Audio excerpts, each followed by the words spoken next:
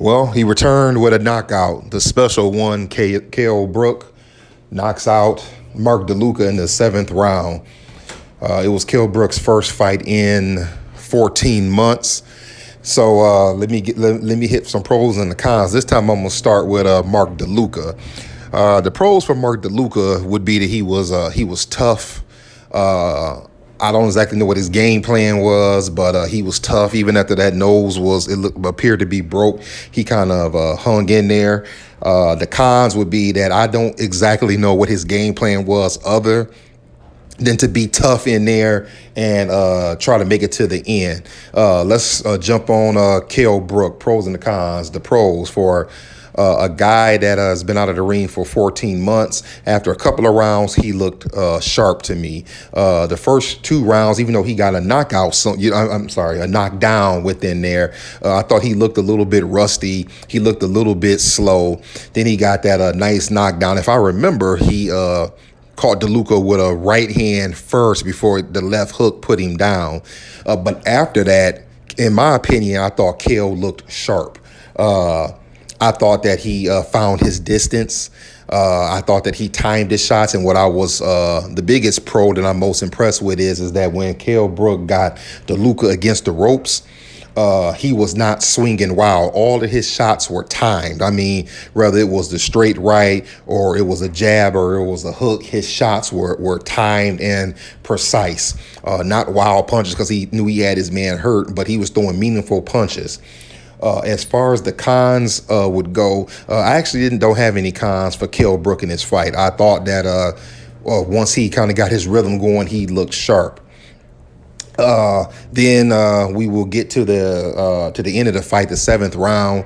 It actually started with a right hand. He wobbled DeLuca. This was after DeLuca fell through the ropes. After he got up, Kell hit him with a right hand. He was hurt, and then moments later, he hit him with that jab that pretty much put him out.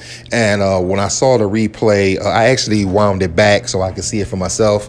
It looked like a jab, and then when they showed the replay in slow motion, it looked like it was a jab turned into a hook, if you know what I mean. Like he threw a jab, but it looked like in the end he almost turned it into a hook, and that's what put DeLuca down, because DeLuca was actually trying to throw a right hand right as Kell threw that jab, and that's what put him out. I'm pretty sure he didn't see it coming.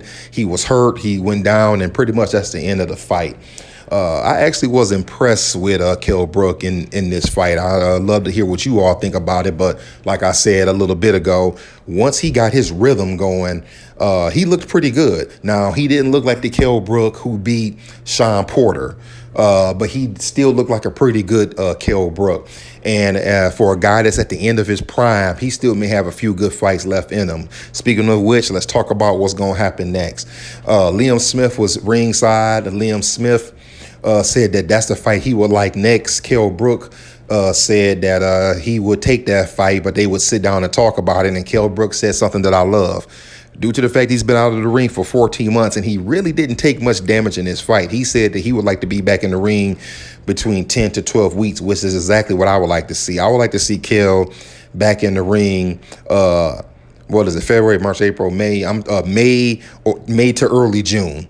I would love to see him back in the ring soon. Liam Smith would be a pretty good fight, but the fight that I really want to see is, I talked about it 2 years ago, 3 years ago, 4 years ago. I want to see that Kell Brook against Amir Khan fight.